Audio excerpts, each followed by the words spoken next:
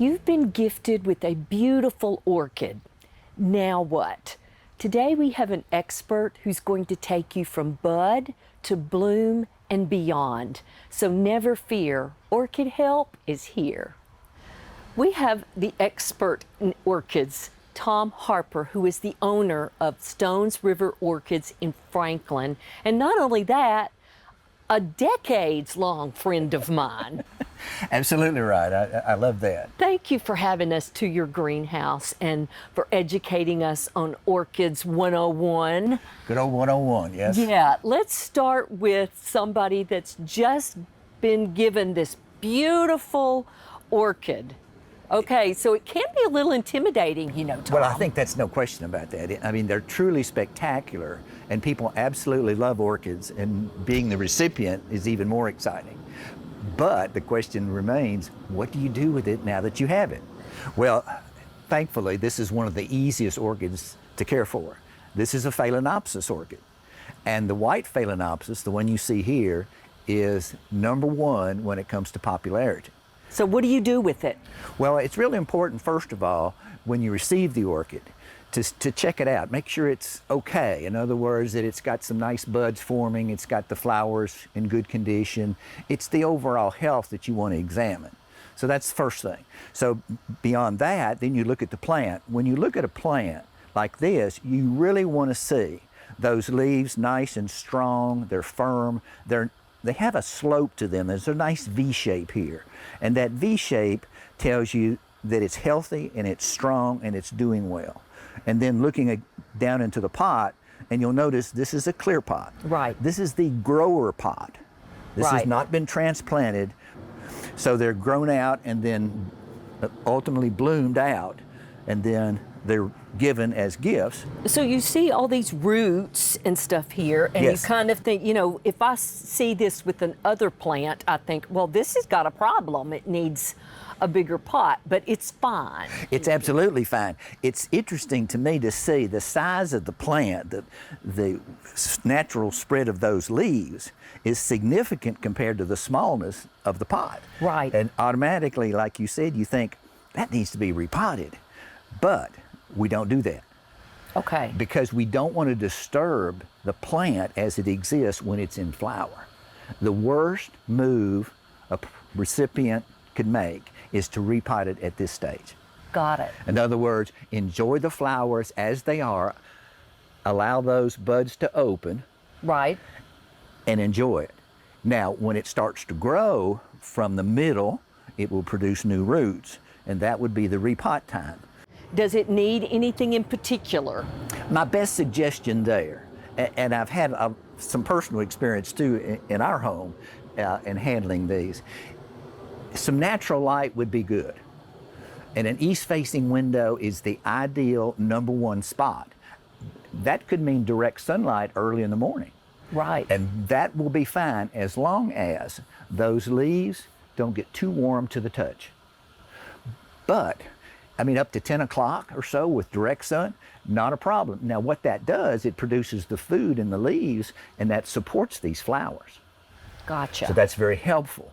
Now, what can happen, this is not an uncommon occurrence, those buds are most sensitive at the tip, and those buds can dry up and fall off over time. That's due to two primary conditions. #1 is the light, but some natural humidity is helpful as well.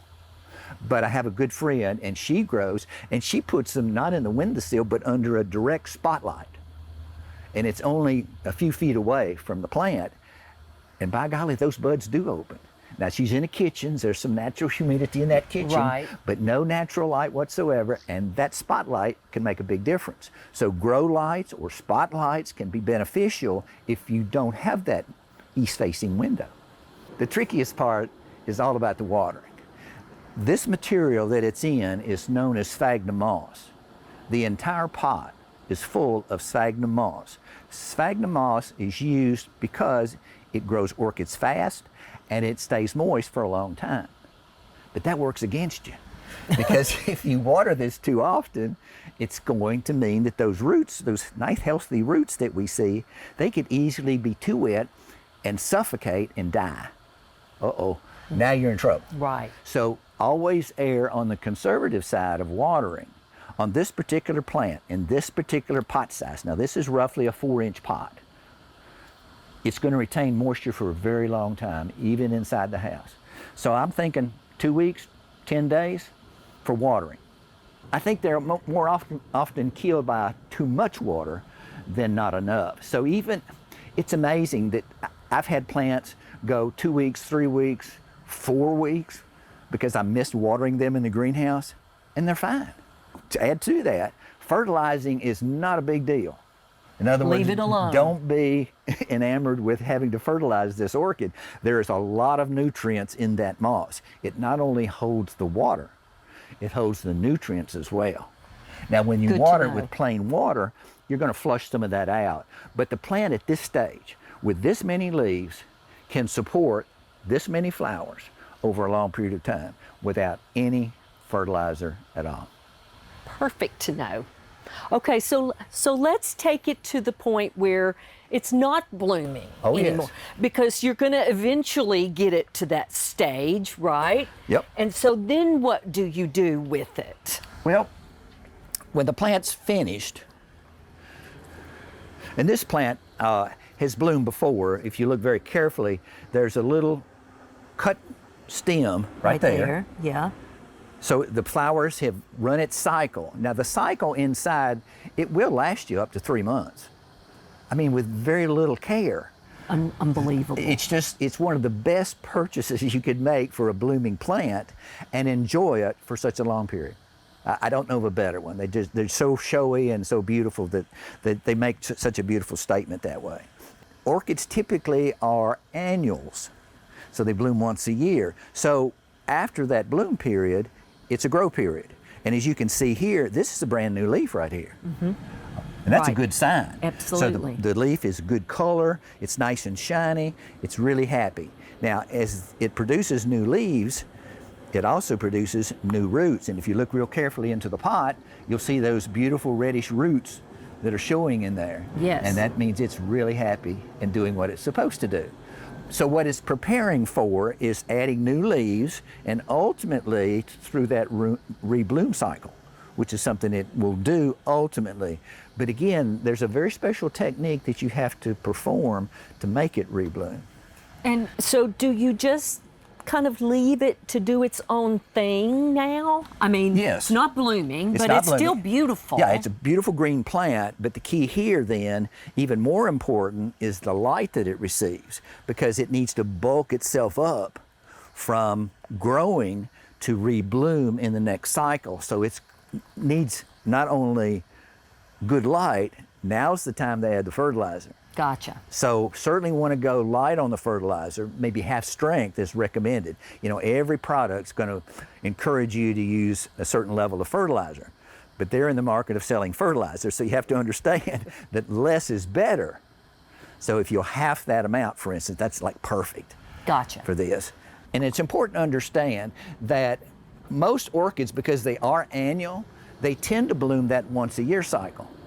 But the Phalaenopsis orchid in particular, its bloom cycle can be manipulated by the wholesale nurseries who grow these in great quantity. Right. And they are absolutely able to manipulate when this blooms. So here we are in the fall, and the timing is such that, you know, here we have a plant that now has not one, but 2 brand new inflorescences. Frequently they're called spikes, flower spikes, but technically they're inflorescences. And these in turn will grow and ultimately produce buds and flowers. So that's how the cycle is. But they're manipulated to produce not one, but sometimes 2 spikes. And those in turn will grow and bloom. It'll take 3 months from its first initiation to flowers, 3 long months. So the cycle naturally in nature is that most of the time when they finish growing in the summers, it cools down in the fall, and that's when they initiate the flower spikes to bloom in the spring. And do you have these roots come out Well, yeah, of this? I mean, do you have them? and it's perfectly natural. Yeah, I know it looks weird though. Don't be alarmed. These are natural growth of the roots, and they come out of the pot. So initially they were all in the pot. But over time, as the plant grows, it will send out roots over the pot, because orchids technically are epiphytic, meaning they're epiphytes, and they grow on something. They don't necessarily grow in something. And because of that, those roots will search out new environments and head out where they want to go, wherever they want to go. And air, they're kind of wild childs. Yeah, they're kind of wild child, and it looks kind of cool after a while. So this is a little 2.5-inch pod, and these are just as cute as they can be, because they can produce a fabulous show like you see right here. This one is, again, a 2.5, and the plant is fully grown in there, and it's no different treatment than the big one. Right. No different. So just because it's a small pot doesn't mean it's going to have small flowers. Correct. Yeah, they'll have nice sized flower, maybe not quite as big. Sometimes they're numerous. But numerous, and they're bred for that.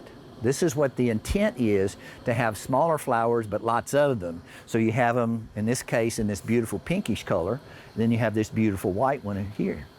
You know, there's a lot of information on the internet out there. Some of it's pretty good, some of it's not so good, and I don't know what to tell folks other than to try to filter through as much as possible. Now, many areas have local orchid clubs, and they can be very beneficial in helping people if they really have that interest and want to take a step further. Absolutely. And take care of orchids. I know we have one in Middle Tennessee, there's one in Knoxville, and there's one in Memphis, throughout Tennessee, and all the neighboring states as well. So, yeah, those are for real dyed-in-the-wool orchid people, but everyone in that club is willing to help anyone grow better orchids and have success with them.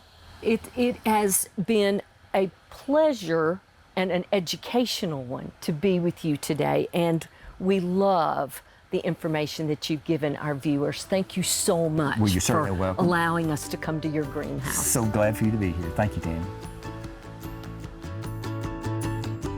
For inspiring garden tours, growing tips, and garden projects, visit our website at volunteergardener.org or on YouTube at the Volunteer Gardener channel, and like us on Facebook.